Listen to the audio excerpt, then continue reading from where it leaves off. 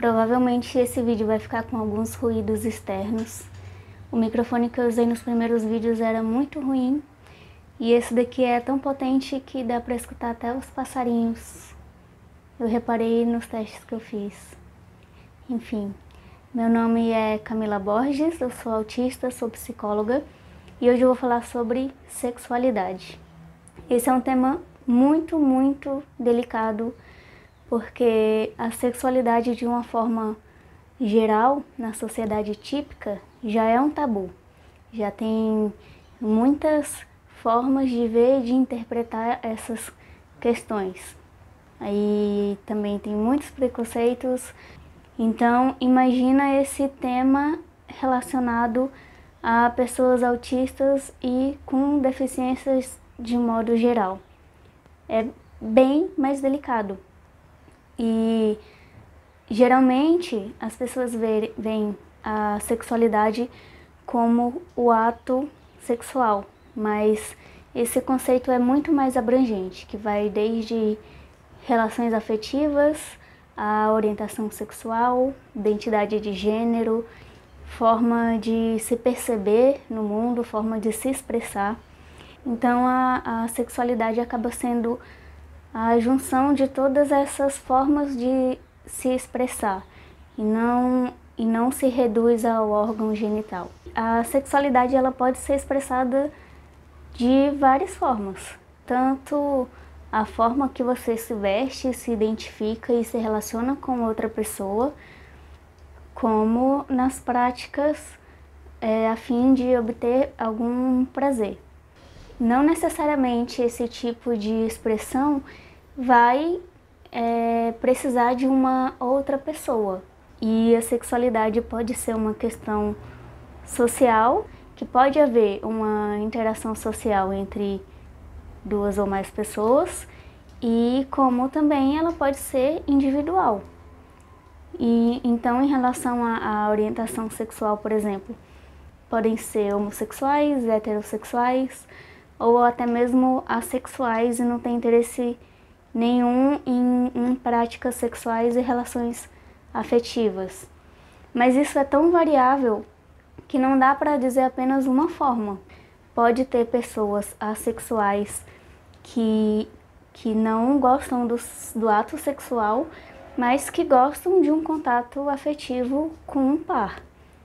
Mas esses conceitos são bem complexos, eu não vou entrar neles exatamente. São apenas algumas formas de se expressar que eu vou falar apenas brevemente sobre elas.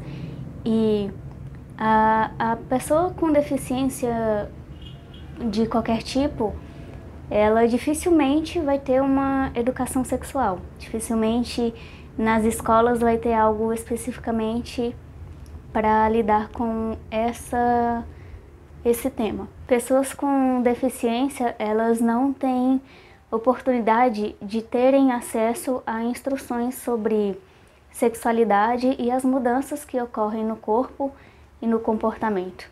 Então, o corpo cresce, mas os familiares e as pessoas ao redor tendem a manter essa pessoa infantilizada. Então, à medida que esse corpo vai mudando, que essa criança vai se transformando, ela tem uma modificação no corpo e percebe, tem reações que não sabe lidar com isso. Nem toda pessoa com deficiência vai saber o certo ou errado, entre aspas, do que fazer. Então, pode ser que alguma criança com algum tipo de deficiência, ela fique manipulando seus genitais, porque o corpo fisiológico funciona perfeitamente. Então, por falta de instrução, ela vai acabar fazendo autoestimulações de forma inadequada. E não que isso seja errado, mas por não ter essa noção de o que é adequado e inadequado e locais seguros, toques em seu corpo e manipulações em locais públicos, e isso a torna mais vulnerável. Mas ao invés de tentar ensinar de uma forma que essa criança Compreenda as mudanças e reconheça as partes do seu corpo. O que é seguro fazer e o que não é seguro, é muito comum de ver uma repressão desses comportamentos. É muito comum você ouvir que é errado, que é feio, que é sujo, que não pode. Isso pode ter consequências muito ruins, porque a pessoa se torna mais vulnerável por não saber, por ser reprimido e aprender que aquilo é errado, que é sujo. Essa criança, ela pode fazer esses toques em seu corpo e essa descoberta de uma forma que não é segura e que pode trazer riscos à saúde dela, em relação à higiene ou até mesmo a lugares e objetos que utilizar e que pode acabar se machucando. E receber educação sexual é um direito que todas as pessoas têm, inclusive pessoas com deficiência, e que essas informações podem diminuir o risco de vulnerabilidade e de violência que pode acontecer.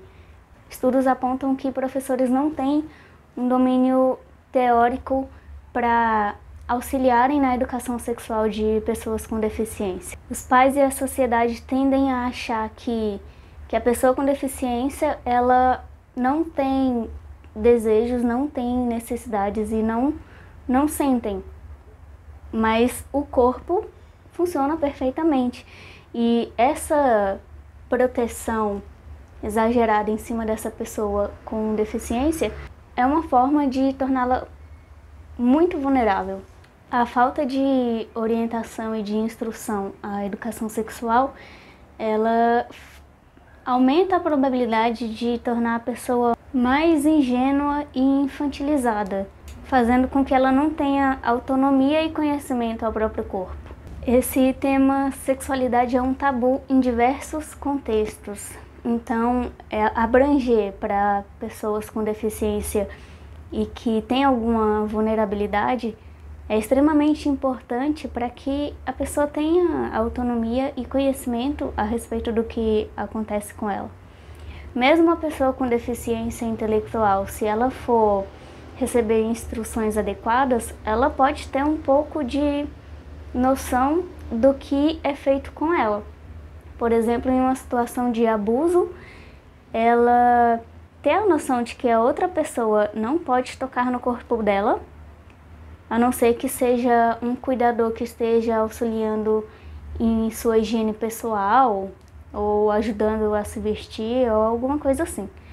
Ela vai saber minimamente interpretar, e um dos motivos mais importantes de se falar sobre sexualidade é porque 90% dos casos de abuso sexual, a pessoa que abusou de outra se encontra no mesmo seio familiar, no mesmo ambiente de convívio dessa pessoa, onde a criança pode ser facilmente influenciada por algum familiar ou pessoa próxima, dizendo que aquilo é um carinho, que é uma demonstração de afeto, e como essa criança é próxima, ela provavelmente vai acreditar e se tornar bastante vulnerável àquela situação, sem saber se defender, sem saber diferenciar um toque de afeto com um toque de teor sexual. O corpo sente, independente da idade que a pessoa tenha, independente da